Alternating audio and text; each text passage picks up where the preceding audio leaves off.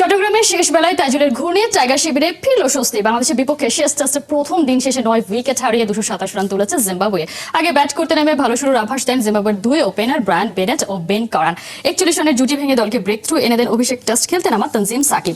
50 বলে 21 রান করা আরেক ওপেনার বেন কারানকে বোল্ড করেন তাইজুল ইসলাম।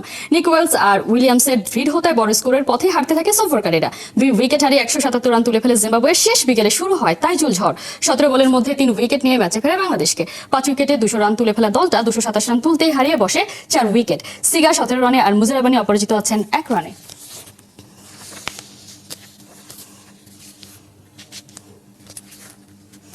আরো একবার ফাইফার তাইজুলকে নিয়ে পোস্ট দিলেন তামিম ইকবাল খান। তামিম মনে করেন তাইজুল বিশ্বের সবচেয়ে আন্ডাররেটেড ক্রিকেটার। প্রথম দিন শেষে পোস্ট ম্যাচে এসে তামিমের মতো তাইজুলও নিজেকে আন্ডাররেটেড ক্রিকেটারই বললেন। চট্টগ্রাম থেকে নাহিয়ান বিন জসিমের রিপোর্ট। তাইজুল ইসলাম, চট্টগ্রামে একটা কথা আসলে প্রচলিত আছে, কোচ সালাউদ্দিন যিনি কিনা বাংলাদেশের এই মুহূর্তে সিনিয়র অ্যাসিস্ট্যান্ট কোচ হিসেবে কর্মরত আছেন, তিনি বলেন যে ঠিক দুপুরের পরে নাকি চট্টগ্রামের এই সাগরিকায় ভূত চাপে, যার কারণে টপাটপ উইকেট পড়ে যায়। আজকের ম্যাচে আসলে সেই ভূতটাকে তাইজুল ইসলাম, যে ভূতটা চেপেছিল জিম্বাবুয়ের ব্যাটারদের উপর। না হলে প্রথম সেশনে ভালো ব্যাটিং করছিল আসলে জিম্বাবুয়ে, সেকেন্ড সেশনেও ভালো ব্যাট করছিল। প্রথম সেশনে 2টা উইকেট হারিয়েছে, সেকেন্ড সেশনে কোনো উইকেট হারায়নি, কিন্তু শেষ সেশনে এসে মাত্র 66 রানেই 7টা উইকেট হারায় জিম্বাবুয়ে। যার নায়ক ছিলেন তাইজুল ইসলাম, হ্যাট্রিক চান্সটা মিস করেছেন। তবে আরও একবার তাইজুল ত্রাণকর্তা হিসেবে এই ম্যাচে আবির্ভূত হয়েছেন বাংলাদেশ দলের জন্য। ক্যারিয়ারের 16তম ফাইফার।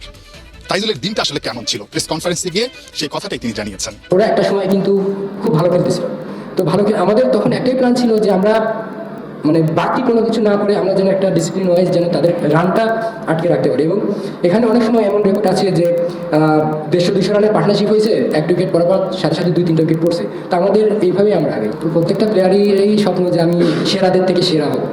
সাকিব ভাইকে ছাড়াইতে হবে। সাকিব ভাই অনেক কিছু করছে দেশের জন্য, বা সামনেও করবে ইনশাল্লাহ, এই দোয়াই থাকবে। তো চাই সবাই ভালো করুক, সাথে সাথে আমরা সবাই যেন টিমকে হেল্প করতে পারি। যেভাবে ছুটছেন সাকিব আল হাসানের রেকর্ডকে ছুঁয়ে ফেলতে খুব বেশি একটা সময় লাগার কথা না তাইজুল ইসলামের। তাইজুল ইসলাম নিঃসন্দেহে সময়ের সবচাইতে সাকসেসফুল ক্রিকেটার বাংলাদেশের। একটু ভুল বললাম, তাইজুল ইসলাম নিঃসন্দেহে এই সময়ে বিশ্বেরই অন্যতম একজন টেস্ট ক্রিকেটার বা টেস্ট বোলার। সেটা আসলে বলতে দ্বিধা থাকার কথা না। যার কারণেই চট্টগ্রাম টেস্টের প্রথম দিন শেষে তামিম ইকবাল একটা স্ট্যাটাস দিয়েছেন যে পুরো বিশ্বের বর্তমান সময়ের সবচাইতে আন্ডাররেটেড ক্রিকেটার নাকি তাইজুল ইসলাম। তাইজুল কি আসলে সেই কথাটাই মনে করছেন? প্রেস কনফারেন্সে সেই প্রশ্নটাই ছিল। হ্যাঁ, আমার কাছে ওইটা মনে হয়, কারণ এটা আপনারাও হয়তো ভালো জানেন আমার কাছে মনে হয় এতগুলা টেস্ট খেলার পর বা আলহামদুলিল্লাহ যে কয়টা উইকেট হয়েছে, একটা ম্যাচ দেখে যারা মানে ক্রিটিসিজম করে, আমার মনে হয় না তারা খেলা বুঝে। সাগরিকার পাড়ের সাগরে দিনের সূর্যটা ডুবে গেছে। প্রথম দিন শেষে স্কোর বোর্ডে 227, 9 উইকেটে জিম্বাবুয়ে।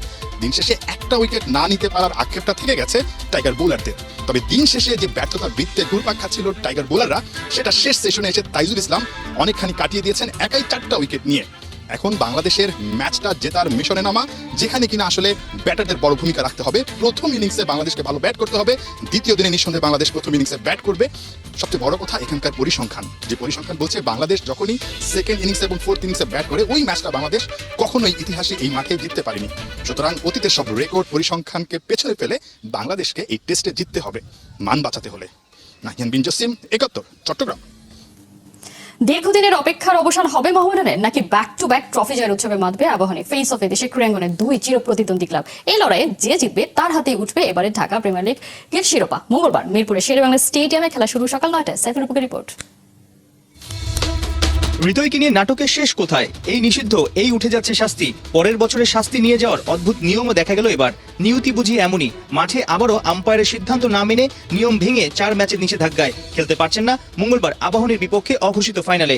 মাঠ আর মাঠের বাইরের বিতর্ক কি মোহামেডানকে চাপে ফেলছে? অবশ্যই দেখেন, ও মিডল অর্ডার ও যখন খেলে তখন এমন একটা সিচুয়েশন থাকে, আমাদের অনেক সময় খারাপ অনেক সময় ভালো, তো ও থাকাটা খুবই দরকার ছিল।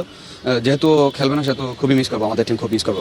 মঙ্গলবার মোহামেডান আবাহনী বিগ ক্ল্যাশে আম্পায়ারদের দিকে চোখ রবে। সাবেক বিতর্কিত সভাপতি নাজমুল হাসান পাপনের আমলে শোনা যেত আম্পায়াররা আবাহনীকে বাড়তি ফায়দা দেয়। সেই আবাহনী এবারও শিরোপার বড় দাবিদার। হেড কোচ হান্নান সরকারের মতে মানের দিক দিয়ে বেশ পিছিয়েই আছে বাংলার আম্পায়াররা। আগে হয়তো একটা আম্পায়ারদের বা ম্যাচ রেফারিদের ব্যাপারে একটা বদনাম ছিল, তারা সাপোর্ট করছে। এবার আপনি দেখবেন অনেকেই যারা ভুল করছে তারা সেটাকে ভুল হিসেবে দেখছে, তারা কিন্তু ইচ্ছাকৃত করছে না।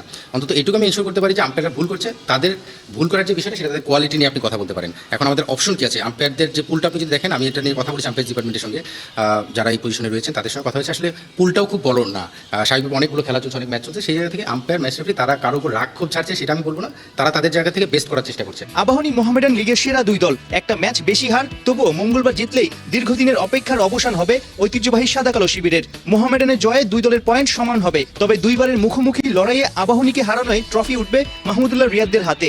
জয়ের পাশাপাশি বৃষ্টিতে ম্যাচটা পন্ড হলেও মোস্তাদিকরা উৎসবে মাতবে। মানে পয়েন্ট টেবিলে আপনি একটা ম্যাচ বেশি জিতেছেন, 2 পয়েন্ট এগিয়ে আছেন, রান রেটও ভালো, তারপর ওই যে রাউন্ড রবিন লিগে মোহামেডানের কাছে হেরে হেড টু হেডে একটু চাপে আছে কিনা আবাহনী, যে মোহামেডান জিতলেই চ্যাম্পিয়ন? টুর্নামেন্টের নিয়ম যেহেতু এটা, সেই নিয়মকে তো আর উপেক্ষা করার সুযোগ নেই। তো আমরা সেই মানসিকতা নিয়ে খেলছি এবং আমাদের আসলে চ্যাম্পিয়নশিপের বিকল্প চিন্তা করি না। অনেস্টলি যদি আমাকে বাদ দিয়ে আপনি আমার আড়ালে যে একটা টিম বয়কে জিজ্ঞেস করেন কালকে কী হবে, ওরা এক কথা বলবে আমরা চ্যাম্পিয়ন হবো। সো এই কনফিডেন্সটা প্রথম থেকেই ছিল। আবাহনী মোহামেডান সবসময় গরম খেলা হয়, টিম ওয়াইজ আমরা খুব ভালোভাবে যাচ্ছি, খুব ভালো খেলতেছি। আর আগামীকালকে যে ফাইনাল ম্যাচ, দোয়া করবেন আমাদের জন্য যাতে আমরা চ্যাম্পিয়ন হতে পারি। মোহামেডান লাস্ট অনেক বছর ধরে এই ইয়েটা নিতে পারে নাই। মুস্তাফিজ, এবাদত, সাইফুদ্দিন, নাসুম, মোহামেডানের বোলিং লাইনআপ অসাধারণ। তামিম, অঙ্কন, মুশফিক, হৃদয় ও মিরাজের অনুপস্থিতি প্রতিপক্ষকে আপার হ্যান্ডে রাখবে। অভিজ্ঞ মাহমুদুল্লাহ রিয়াদ কি শেষ ম্যাচে জ্বলে উঠবেন? তারুণ্য নির্ভর দল আবাহনী, ওপেনিংয়ে ইমন, ফিনিশিংয়ে মোসাদ্দেক ওদের এক্স ফ্যাক্টর। জমজমাট এক লড়াইয়ের আভাস শেরি বাংলায়। সাইফুল রূপক, ৭১।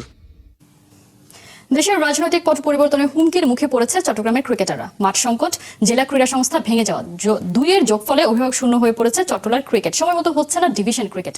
পেশা পরিবর্তনে বাধ্য হচ্ছেন ক্রিকেটাররা। চট্টগ্রাম থেকে হাসান সজীবের পাঠানো রিপোর্ট। অনিশ্চয়তার কালো মেঘ জমেছে চোখের কোণে, দুশ্চিন্তা উদ্বেগে কাটছে দিন। এই একঝাঁক চোখের মতোই অন্ধকার ভবিষ্যতের দিকে তাকিয়ে চট্টগ্রামের হাজার হাজার cricketer. M A Aziz stadium চলছে অনূর্ধ্ব 13 ফুটবল টুর্নামেন্ট। গ্যালারিতে দাঁড়িয়ে বসে খেলা দেখছেন স্থানীয় ক্রিকেটাররা। সবকিছু ঠিকঠাক থাকলে হয়তো এই মাঠের 22 গজ দাপিয়ে বেড়াতে দেখা যেত তাদের। তবে রাজনৈতিক পট পরিবর্তনে এখন অনেকটাই উঠিয়ে রাখতে হয়েছে ব্যাট প্যাড।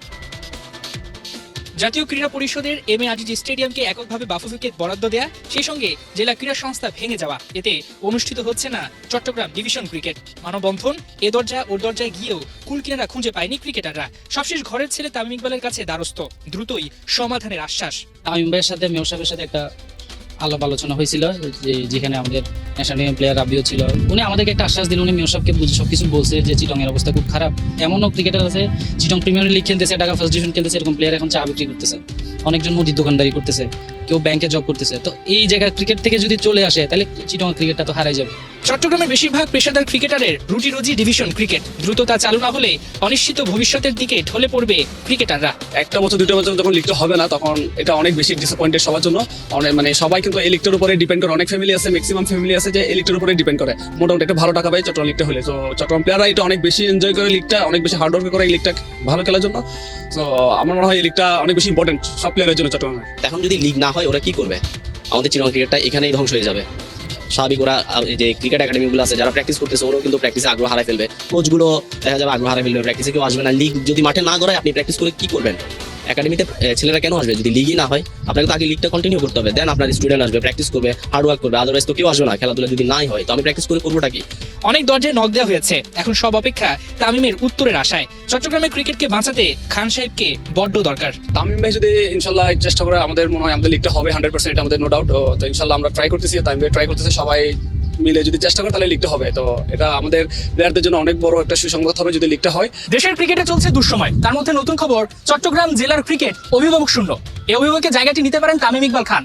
চট্টগ্রামের পেশাদার ক্রিকেটারদের দাবি দ্রুত চট্টগ্রামের প্রিমিয়ার ডিভিশন ক্রিকেটটা চালু হোক, নাহলে অনেকেরই হয়তোবা আয়ের পথ বন্ধ হয়ে যাবে, অনেকে হয়তোবা ক্রিকেটটাকে বিদায় বলে দিবেন। ইতিমধ্যে অনেকে চায়ের বিজনেস করছেন, কেউ বা ব্যাংকে জব করছেন। তামিম ইকবাল যদি সে দায়িত্বটা নিতে পারেন তাহলে হয়তো যে বন্ধ দরজাটি রয়েছে প্রিমিয়ার ডিভিশন চালু না হওয়ার, সেটি হয়তোবা চালু হয়ে যাবে খুব। কি গল্পটা শুধুই তাইজুলের, তার ঘূর্ণিতে দিশেহারা অতিথিরা, বিশেষ করে নতুন বলে হ্যাট্রিক মিস করলেও তুলে নিয়েছেন ক্যারিয়ারের 16তম ফাইফার। বল হাতে কারেন মাদেহেরে, মাসাকাজ্জা, ওয়েলস, এনগ্রাভাদের ফেরানোর পর মাসেকে রেখে করেছেন রান আউট। তাইজুল শেষ বিকালের নায়ক।